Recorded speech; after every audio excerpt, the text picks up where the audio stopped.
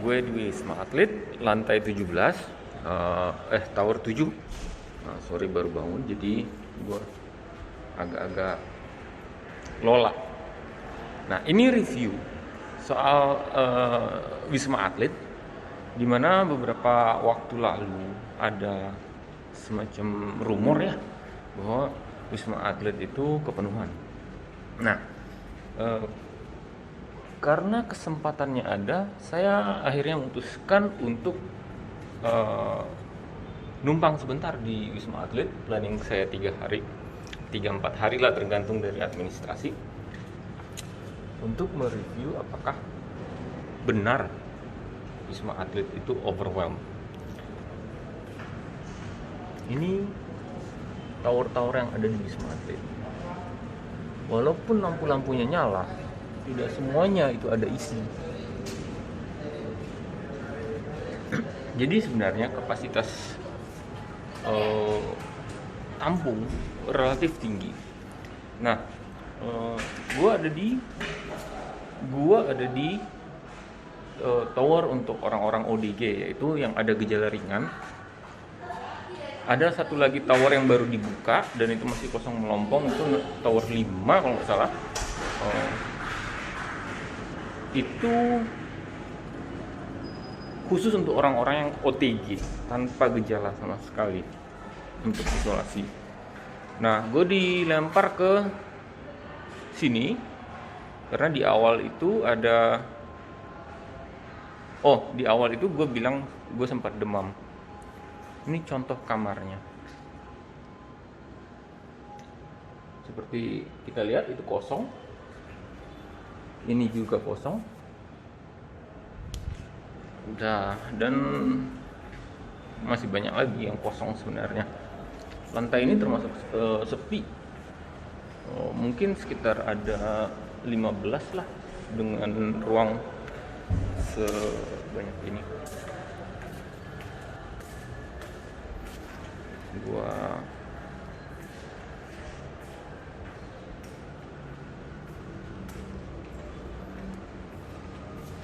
Nah, lalu setiap pagi dan sore, mungkin juga siang, tapi saya nggak tahu persis kalau siang. Ini juga kosong. Ada yang namanya pemeriksaan poli. Sebenarnya ya cuma pemeriksaan tensi sama SpO2. Itu orang-orang lagi menunggu di poli. Kan tuh orang-orang lagi menunggu untuk periksa tensi. Nah, periksa tensi itu mungkin untuk mengurangi risk daripada tekanan tinggi yang merupakan komorbid dari COVID. Nah, ini ruangan saya. Satu ruangan ini satu bungalow, satu kamar apartemen, berisi dua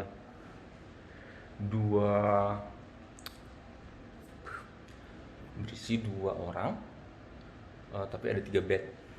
Nah, kondisinya sebenarnya lumayan. Artinya ini seperti kita diberi kamar kos gitu. Kamar kos ya, nah kita bisa udahlah ngapa-ngapain, pokoknya nggak keluar aja, nggak nyebarin COVID-nya aja. Nah, problem dengan kamar ini adalah AC-nya tuh nggak dibersihkan.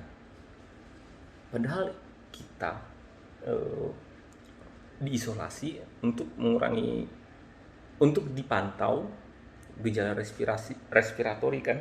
Jadi ini penyakit pernapasan tapi AC-nya nggak dibersihkan. Bayangkan kalau sebelumnya, orang-orang sebelumnya yang ODG sebelumnya tinggal di sini, bersin, batuk, dan mungkin virusnya melekat ke AC. Jadi ini mungkin salah satu alasan kenapa yang tinggal di Wisma Atlet itu cenderung lama, 14 hari, Nah, ini satu catatan yang paling penting menurut saya, di mana disinfeksi ruangan setiap kali ditinggalkan oleh pasien harusnya lebih ketat. However, mungkin itu akan memakan banyak sekali energi dan tenaga ya. Dan memang sepatutnya itu nggak diserahkan ke tenaga medis. However, di Indonesia tenaga medis lebih penting daripada, bukan lebih penting, semua nyawa penting, tapi tenaga medis lebih sedikit dibanding tenaga yang bisa membersihkan. Seharusnya ini bukan masalah yang terlalu sulit untuk dipecahkan. Nah, apa lagi ya? Oh ya, di Wisma ini kita dikasih makan 3 kali sehari, free, total free. Jadi makanannya itu ada buah, ada daging, dan ada sayuran. Nah, tenaga kesehatan sendiri untuk yang OTG dan ODG itu sangat jarang dokter. Jadi dokter itu di rolling mungkin sehari cuma sekali dari 3 shift poliklinik dibuka. Saya jarang sekali ketemu dokter. Yang ada adalah tenaga perawat, sepertinya perawat atau mungkin relawan, karena ada beberapa yang saya lihat menuliskan di APD-nya sebagai dari AU. Nah, so far sebenarnya yang untuk OTG dan ODG tidak memakan tenaga kesehatan terlalu banyak.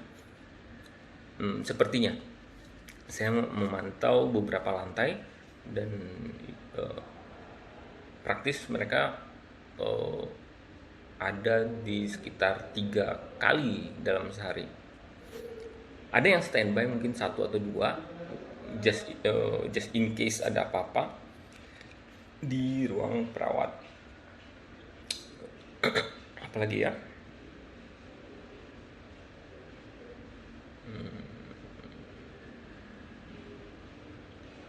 obat dikasih itu memakai Zelenko protokol.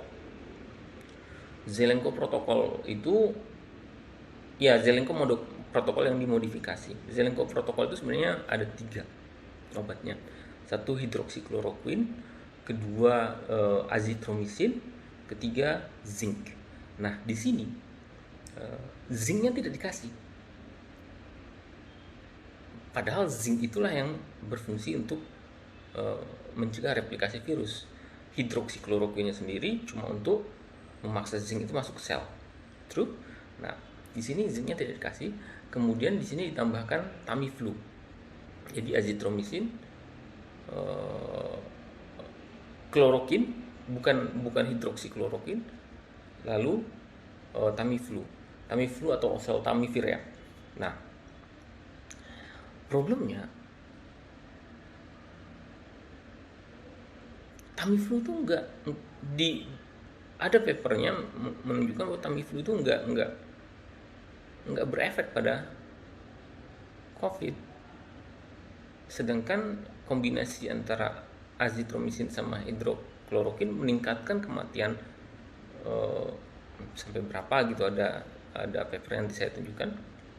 Sehingga 3 hal ini kemungkinan nggak efektif.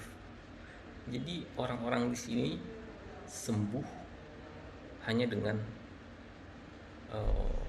imun sistemnya sendiri dan makanan. Kebetulan memang makanannya enak, jadi ya bisa jadi. Nah, rata-rata di sini tinggal sudah 2 mingguan.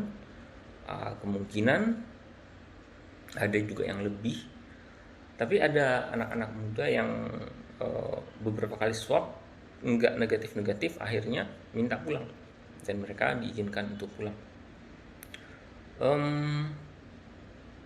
Di sini ada tentara-tentara juga yang masuk, dan tentara itu apa yang dikejar oleh mereka? Yang dikejar adalah sertifikat sehat, sertifikat bebas COVID or something like that. So it's quite funny bahwa ini dianggap sebagai semacam brevet atau apalah, atau tanda ikut perang gitu. Jadi Well,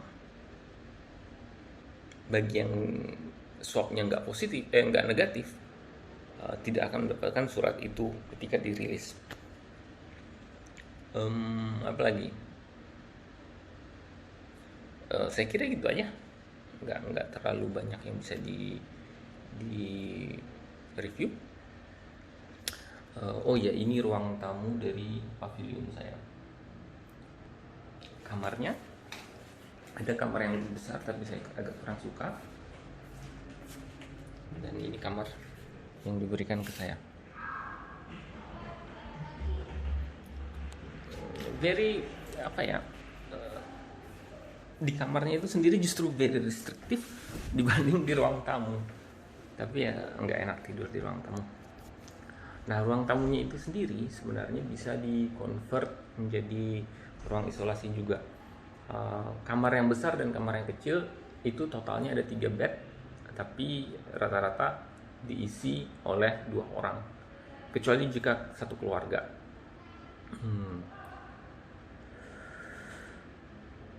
Apalagi? Oh ya, di sini ribut sekali. Karena di luar, di masyarakat sekitar ada yang beribadah dari pagi sampai malam, sehingga untuk istirahat itu agak problematik.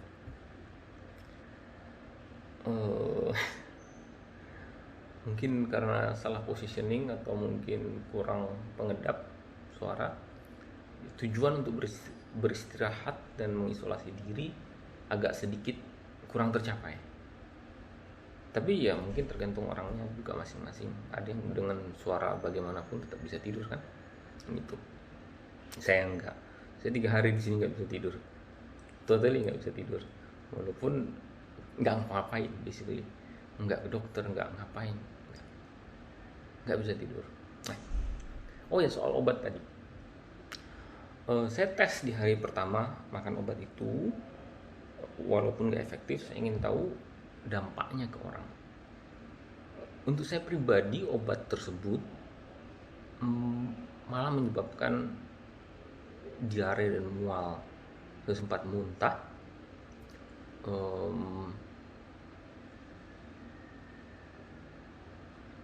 Jadi saya nggak melihat benefit dari obat-obat itu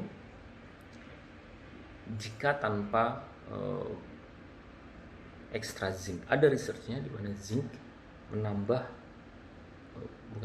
zinc membantu kesembuhan, di mana hidroksikloroquine dengan zinc membantu kesembuhan. Nah, kita pakai kloroquine, yakni lebih beracun dibanding hidroksikloroquine. Nggak tahu apa alasannya, kenapa nggak hidroksikloroquine aja. Tapi ya, atau mungkin malah quinine, karena quinine bisa mengobati DBD juga. Jadi quinine memiliki efek anti replikasi virus juga, walaupun belum pernah ada penelitiannya pada COVID-19. Jadi kita tapi itu satu keluarga, quinine, hidrokloroquine dan kloroquine gitu. Apa lagi? Oh, di poliklinik kita dicek tensi dan dicek SpO2, lalu diberikan obat. Kalau kita nggak masuk, ya udah. Kalau kita nggak ke poliklinik, ya udah nggak dikasih obat. That's it. Nggak ada. Masing-masing orang dipersilahkan untuk mempertanggungjawabkan dirinya sendiri-sendiri. Kecuali jika bermasalah, mereka baru komplain ke tenaga medis. Dah, gitu aja saya kira.